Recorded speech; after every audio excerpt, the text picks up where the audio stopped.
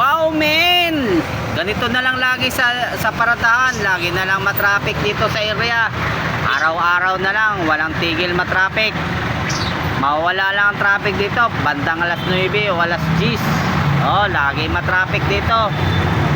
Ay, hindi pa rin nagbabago. Mayroon pa rin nakapark bawat gilid ng kalsada. Kaya nahihirapan yung ambulance dumaan. Oh, hirap na hirap. Oh. Kasi may nakapark.